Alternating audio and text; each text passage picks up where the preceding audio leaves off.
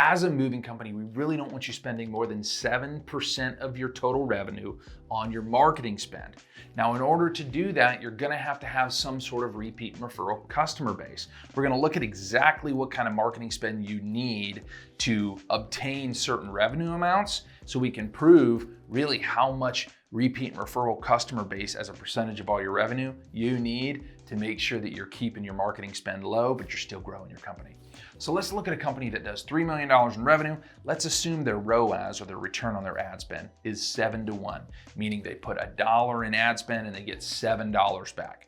If we look at a company like that, we can assume that they're gonna have some sort of repeat and referral base. Now, as a general guideline, we like to see moving companies increase their repeat and referral rate 10% a year from inception to about 4 to 5 years in, ending about 45% of their total sales being from repeat and referral customers. That's drastically gonna allow you to reduce your marketing spend because it's free revenue, right? So let's assume that you have a repeat and referral customer base anywhere from 0 to 50% of your total revenue.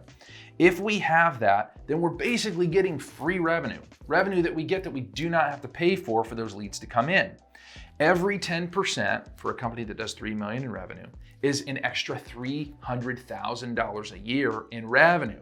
So at 10% repeat and referral customer base on $3 million in revenue, we're looking at $300,000 in free revenue.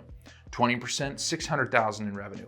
40%, $1.2 million in free revenue. And naturally, 50%, half of your $3 million in revenue, $1.5 million, is free revenue that you do not have to pay for. It's just gonna be coming because you have a good brand and a good repeat and referral customer base.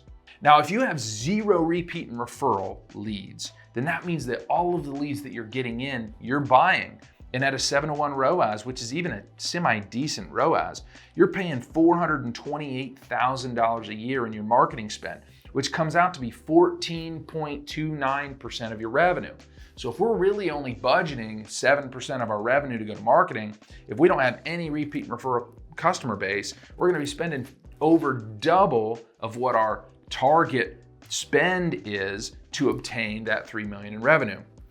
Whereas on the contrary, if we have 50% repeat and referral customers, that gives us half of our revenue for free, and that ends us right around 7% of our total revenue being spent on marketing, because half of the revenue we're getting for free. The last item that we can look at is the actual savings per 10% of repeat and referral customer base. And this should sell itself on why it's so important to have a great brand and great repeat and referral customer base.